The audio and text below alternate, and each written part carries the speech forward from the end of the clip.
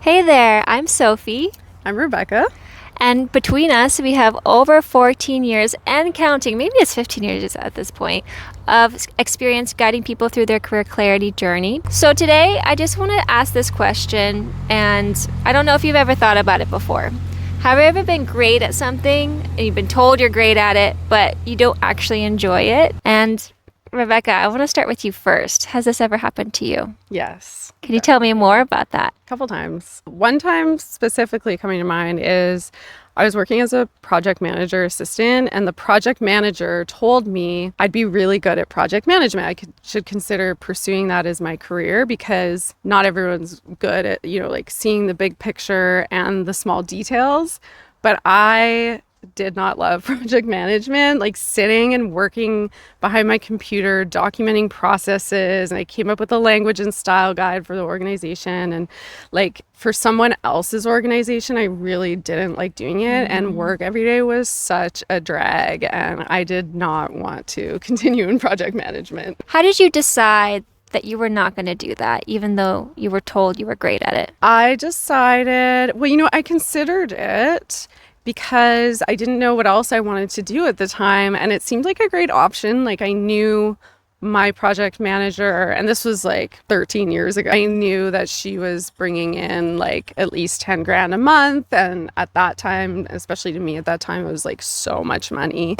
So it was really tempting, but I didn't end up going that route because I just found it so painful sitting at my computer every day, all day. Yeah. So the pain of it really got to you, and you decided this wasn't for me. Yeah. Even though it sounded like what might look like a secure, stable path, financial security. I think I ended up working in a restaurant and starting my business instead. Oh, okay. Yeah. Wow. So would you say there was a breaking point? No, I just knew, I guess I found that I wanted to start this career coaching business, and I knew that's what I wanted to do. And if I could make the money serving and be on my feet and interacting with people while I was building that rather than sitting at my computer doing work I hated, then I'd rather do that. Yeah, okay. So I have my own story around this where I was pretty much like bred to make good grades. I was kind of supposed to be the golden child, the A+ person. And so I did that, but it's actually a huge regret of mine. I focused on doing all the right things, but I really got distracted from exploring what I wanted to do in life. So I was told that I was really a good test taker. I was really good in this subject and that subject. But because I was just trying to check a box and get the grade, I really lost myself in the process. And that was like 12, I guess 16 years. So maybe, was that 18? It was a long time. So that's something that I just reflect on sometimes. And this idea of being told you're good at something, so you should do it, comes up all the time with my clients. So that's something I want to explore a little bit more with you today. Do you wish you'd gotten worse grades? In essence, it's not about getting worse grades, but maybe I'd be a little cooler if I had, let's be honest. Yeah, I could be a little bit more like Rebecca, but living this life, doing the best I can with good grades. So, okay, so yeah, thank you for sharing that, and thank you, Sophie, for sharing that. Thank you. I was looking for that. So just want to tell you that being unfulfilled while you're excelling at something is not uncommon. I see it all the time. And this is something I want to also give some language around. So we often are thinking that when we're told we're great at something, like that's my strength. But I want to let you know that if you're feeling neutral or negative about it, it's probably more of a competency. Now, if you were to look this up in the dictionary, competency wouldn't be defined by this, but I think it's really helpful to think of the things that you're so-called good at, that it's actually not your strength, not your true strength. So your true strength is something that you're good at and you enjoy doing. You notice it gives you energy. You notice it makes you feel fulfilled. You notice you want to keep doing it. You notice that there's a drive there that even when things get hard, you're going to want to do that. So hold on. A strength is something you're naturally good at and you enjoy. Okay. Versus a competency is more just a skill that you have. Yeah.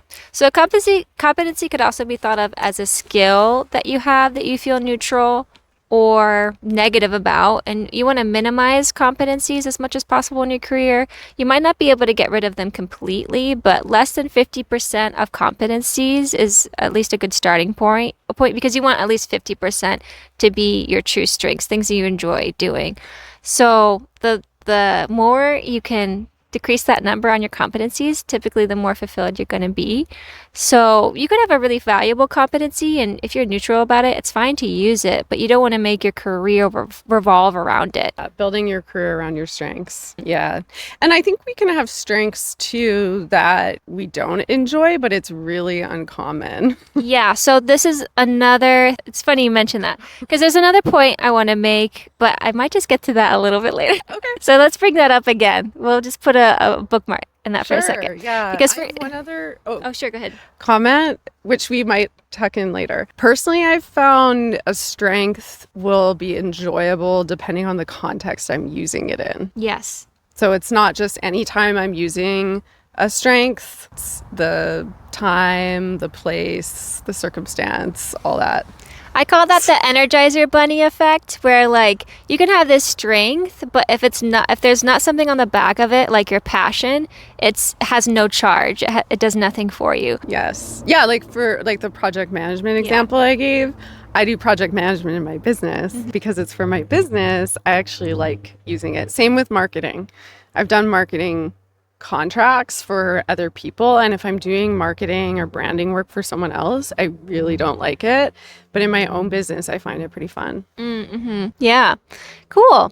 So I wanted to check in and ask, did you have any client stories of anyone who was really great at something? They were told they were great at something, but they didn't want to do that. I have a client right now who's transitioning out of dental medical sales. She was like one of the top sellers and did this for years, but really found it super painful and stressful. So she's looking to transition out. We don't know into what, but it looks like something along the lines of wine distribution. So still using those relationship building skills, but not in that lot of hours, high pressure sales environment. Yeah, cool. Thank you. So I love your example. I have another example of a client. Call her Alex. And so Alex is just literally, it was this week. We've been talking this for a while, but it kind of just peaked this week where she was saying, well, I am told that I'm great at facilitating, but it actually really stresses me out. And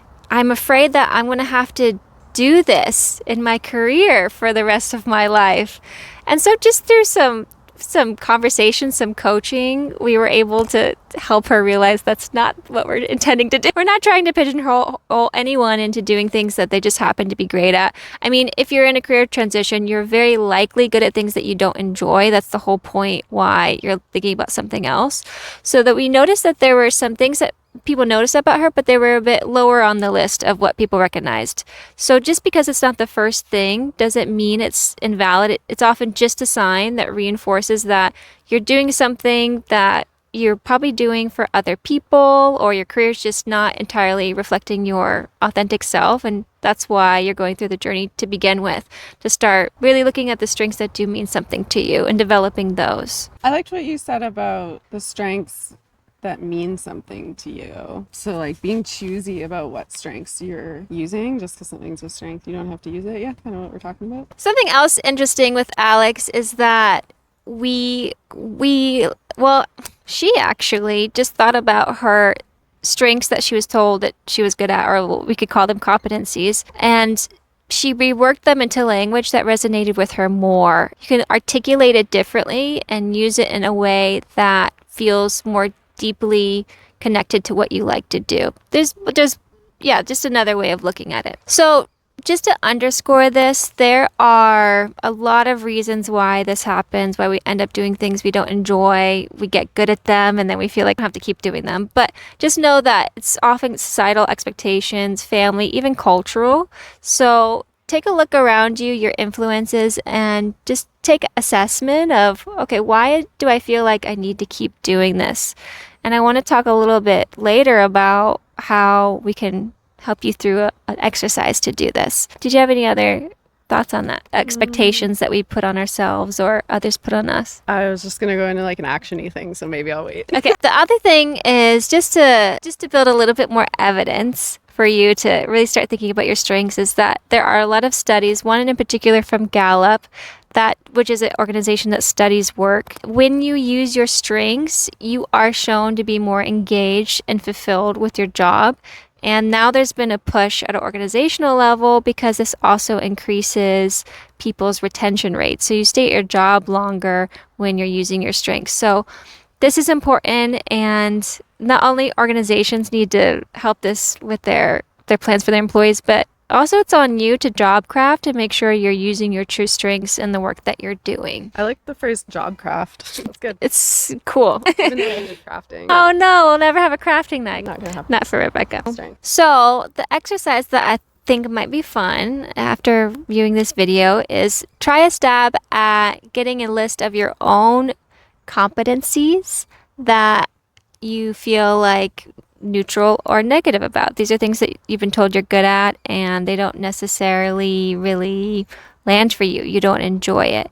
Just get a rough list of that, and then second, reflect on what does really light you up. What do you find yourself getting lost doing that you find yourself pretty good at? You don't have to be the best, but something that you just feel, okay, I could keep doing this. And with the competencies, know that you're not stuck in those and you're not trapped. There's always other possibilities, and you can pivot and shift and negotiate in your career to have more of those strengths and less of those competencies over time. Yeah, it starts with getting clear on what is a competency for you in this season of life. Who knows, it might change later.